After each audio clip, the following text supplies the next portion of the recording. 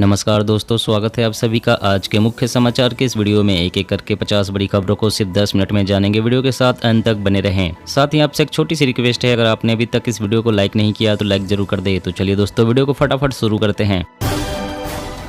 संसद में बंद होगा विपक्ष का हंगामा। अगले हफ्ते दोनों सदनों में महंगाई पर हो सकती है चर्चा। निर्मला सीतारमण देंगी जवाब। कोरोना में बंद सभी ट्रेनें पटरी पर दौड़ेगी। रेल मंत्री का निर्देश, इस हफ्ते 500 ट्रेनों का शुरू होगा संचालन। उत्तर प्रदेश सरकार की अच्छी पहल, गन्ना किसानों को 10 दिनों के अंदर भुगतान करने की हो रही तैयारी। अगले हफ्ते सोनिया से मिलेंगी ममता। बिखरे विपक्ष को एकजुट करने की पहल। ईडी और जांच एजेंसियों के दुरुपयोग के मामले पर होगी चर्चा। पीएम मोदी ने एनटीपीसी की 5200 करोड़ की परियोजनाओं का किया शिलान्यास। बोले भारत की प्रगति को नई गति देगा पावर सेक्टर। अग्निवीर बनने का सपना होगा साकार। हरियाणा राज्य में फ्री में मिलेगी कोचिंग। स्कूलों में 11वीं क्लास से दी जाएगी ट्रेनिंग। डिलीवरी बॉय की आड़ में अर्पिता के फ्लैट तक पहुंचता था नोटों का जखीरा। ईडी की जांच में हुआ खुलासा। डीजल सब्सिडी के लिए ऑनलाइन अप्लाई कर सकते हैं बिहार के किसान। प्रति एकड़ मिलेंगे 600 रुपए। पंजाब सीएम भगवंत मान ने 9000 एकड़ जमीन को नाजायज कब्जे से छुड़ाया। कहा इनमें कैप्टन अमरिंदर से जुड़े लोग भी शामिल। कमजोर वर्ग को मिले न्याय। जस्टिस डिलीवरी है जरूरी, जजों और वकीलों से बोले पीएम मोदी। एक साल में 478 बार विमानों में आई तकनीकी खराबी। ज्योतिरादित्य सिंधिया बोले यात्री सुरक्षा से नहीं होगा कोई समझौता। रात में लड़ने के लिए तैयार हो रही है भारतीय सेना। आधुनिकीकरण की 93 परियोजनाओं पर काम जारी। अमित शाह के सामने एनसीबी ने स्वाहा किया 30,000 किलो ड्रग्स। गृह मंत्री बोले नशा पीढ़ियों को बनाता है खोखला। केजरीवाल सरकार ने वापस ली नई शराब नीति। मनीष सिसोदिया पर 144 करोड़ के हेरफेर का आरोप। एलजी ने की थी सीबीआई जांच की सिफारिश। देश की संपत्ति बेचना गुजरात मॉडल, सभी को रोजगार देना छत्तीसगढ़ मॉडल। सीएम भूपेश बघेल का पीएम मोदी पर निशाना। भारत ने रूस यूक्रेन अनाज निर्यात समझौते का किया स्वागत। कहा युद्ध का प्रभाव केवल यूरोप तक ही सीमित नहीं। राजस्थान सरकार का बड़ा फैसला। राज्य की प्रतियोगी परीक्षाओं में आयु सीमा में 2 साल की छूट। सीएम जयराम ठाकुर ने मंडी को दी 59.26 करोड़ की विकास परियोजनाओं की सौगात। 50 बेड के आयुष अस्पताल का किया शिलान्यास। बिहार ही नहीं पूरे देश में अपने दम पर सत्ता पर काबिज होने की तैयारी में बीजेपी। नई योजना पर कर रही काम। महंगाई, मूल्य वृद्धि और बेरोजगारी के मसले पर 5 अगस्त को राष्ट्रव्यापी विरोध प्रदर्शन करेगी कांग्रेस। हिमाचल को ड्रग्स मुक्त बनाने के लिए जीरो टॉलरेंस की नीति। लोगों को किया जा रहा जागरूक। बिजली कंपनियों के 2.5 लाख करोड़ रुपए बकाया का भुगतान करे राज्य, प्रधानमंत्री। छत्तीसगढ़ के स्कूलों के बच्चों में सीखने की क्षमता में आया सुधार। 90% विद्यार्थी अपने कक्षा स्तर पर पहुंचे। एक ही धर्म के 2 पक्षों के विवाद में नहीं लागू हो सकता पूजा स्थल अधिनियम। एससी से जैन समुदाय की याचिका खारिज। महामारी के दौरान दिखा स्वार्थ से पहले सेवा भाव। केंद्रीय स्वास्थ्य मंत्री ने देश की जनता को सराहा। प्रधानमंत्री नरेंद्र मोदी ने कहा राजनीति में लोगों में सच बोलने का साहस होना चाहिए। कुछ राज्य इससे बचने की करते हैं कोशिश। बिहार में बोले भाजपा अध्यक्ष JP Nadda, we are champion of development. कहा गरीब की अंतरात्मा नहीं पहचान सकी कांग्रेस।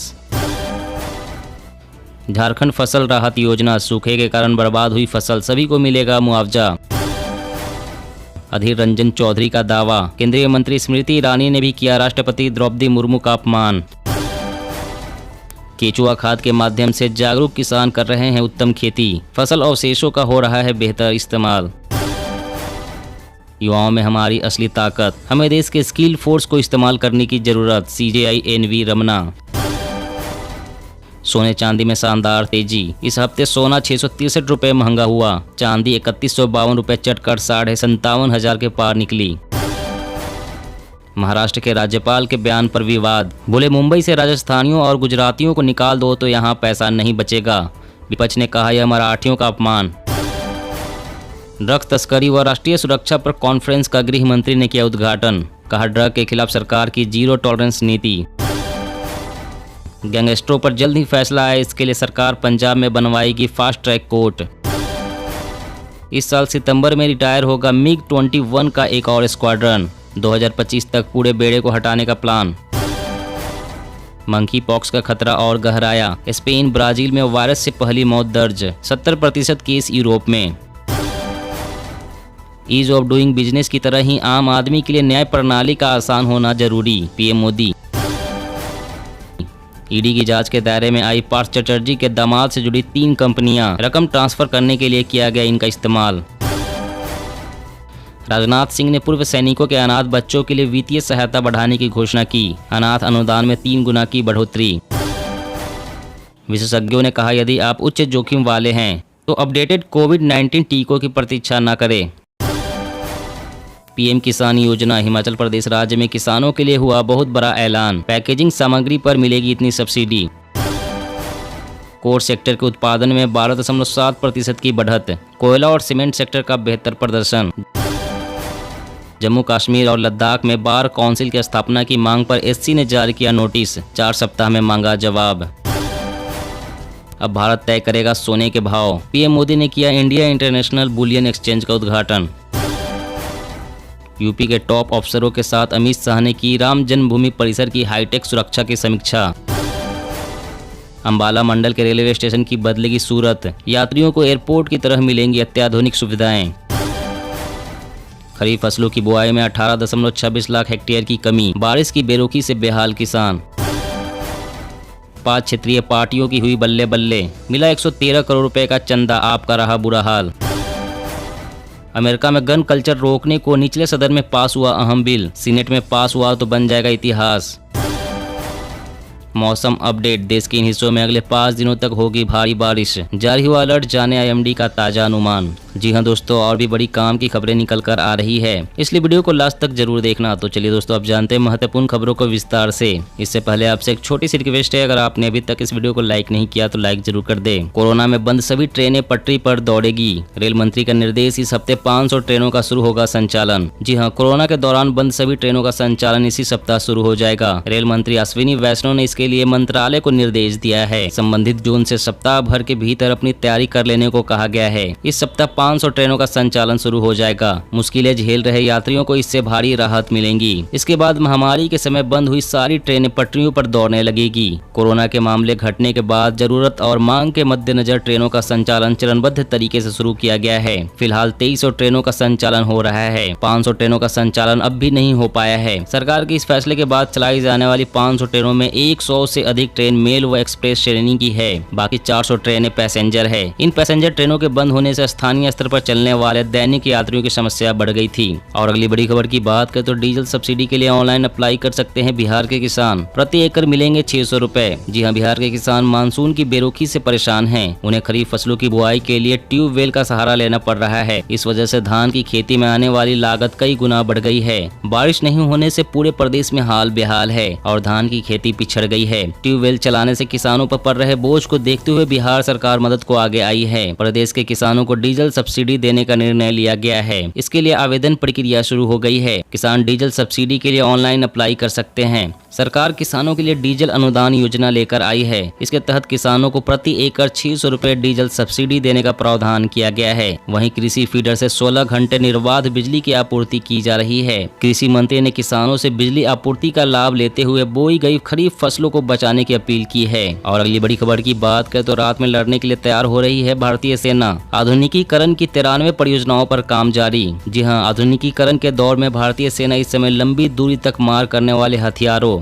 रात में लड़ाई में काम आने वाले उपकरणों, बहुआयामी ड्रोन और दुश्मन को जल्दी खोजकर उस पर हमला करने वाले उपकरणों पर ध्यान दे रही है। इस समय सेना के आधुनिकीकरण की कुल 93 परियोजनाएं चल रही है, जिनकी प्रगति विभिन्न चरणों में है। इनके तहत कुल 1.37 लाख करोड़ रुपए के हथियारों और उपकरणों की खरीद होनी है। इस धनराशि के 22 सौदों में से 19 में इसी वित्त वर्ष में खरीद होनी है। खरीद में उच्च गुणवत्ता के स्वदेशी उत्पाद को प्राथमिकता देने की नीति है। आधुनिकीकरण का मुख्य उद्देश्य सेना को कार्रवाई के दौरान होने वाले मुश्किलों से निजात दिलाकर आधुनिक हथियारों और उपकरणों से सुसज्जित करना है। इससे सेना पड़ोसी देशों, खास तौर से चीन से मुकाबले के लिए और मजबूत हो सकेगी। आधुनिकीकरण की जारी परियोजनाओं में लंबी दूरी तक मार करने वाली तोपों और टैंकों को शामिल किया जा रहा है। और अगली बड़ी खबर की बात करें तो ब्रेड बिस्किट के बढ़ सकते हैं दाम, जानिए इसके पीछे की असली वजह। जी हाँ, आने वाले दिनों में ब्रेड बिस्किट के दामों में और भी इजाफा हो सकता है। इसके पीछे है मैदा की बढ़ती हुई मांग, जिसकी कीमतों में काफी बढ़ोतरी होने लगी है। सब कुछ सिलसिलेवार तरीके से हो रहा है। पहले गेहूं की कीमतें बढ़नी शुरू हुई, फिर उसकी चपेट में आटा आया और अब मैदा भी महंगा हो रहा है।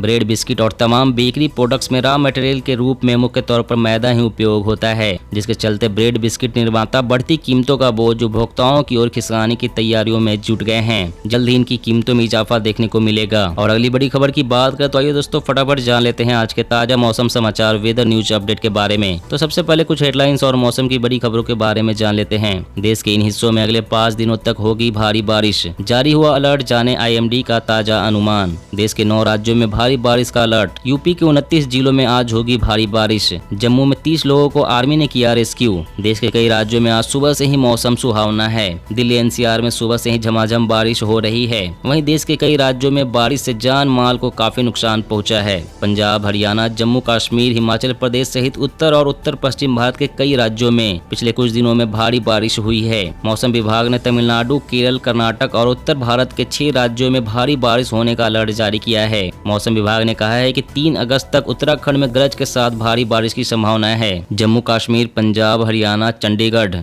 और दिल्ली में भारी बारिश का अलर्ट जारी किया गया है। हिमाचल प्रदेश में भविष्यवाणी की गई है। इसके साथ ही पश्चिम उत्तर प्रदेश और पूर्वी उत्तर प्रदेश में 3 अगस्त तक भारी बारिश का अनुमान जताया गया है। वहीं अगले 4 दिनों के दौरान उप हिमालय, पश्चिम बंगाल, सिक्किम, असम, मेघालय, नागालैंड, मणिपुर, मिजोरम, त्रिपुरा और अरुणाचल प्रदेश में भारी बारिश का अलर्ट जारी किया गया है। वहीं हिमाचल प्रदेश में लगातार हो रही बारिश की वजह से जगह जगह भूस्खलन, बाढ़ और सड़कें धंसने से जान माल का भारी नुकसान पहुंच रहा है। वहीं देश भर में बने मौसमी सिस्टम की बात करें तो उत्तर दक्षिणी ट्रफ रेखा उत्तर आंतरिक कर्नाटक से दक्षिण आंतरिक कर्नाटक और तमिलनाडु होते हुए कोमरीन क्षेत्र तक फैली हुई है। आंतरिक तमिलनाडु और आसपास के क्षेत्र पर एक चक्रवाती हवाओं का क्षेत्र बना हुआ है, जिसके चलते अगले 24 घंटों के दौरान जम्मू कश्मीर, हिमाचल प्रदेश, उत्तराखंड, पंजाब, हरियाणा, उत्तर प्रदेश, सिक्किम, असम, मेघालय में बारिश हो सकती है। दिल्ली, बिहार, गंगेय पश्चिम बंगाल, पूर्वोत्तर भारत, झारखंड, उड़ीसा, छत्तीसगढ़, तेलंगाना, कोंकण और गोवा, तमिलनाडु, केरल और लक्षद्वीप में हल्की से मध्यम बारिश की संभावना है।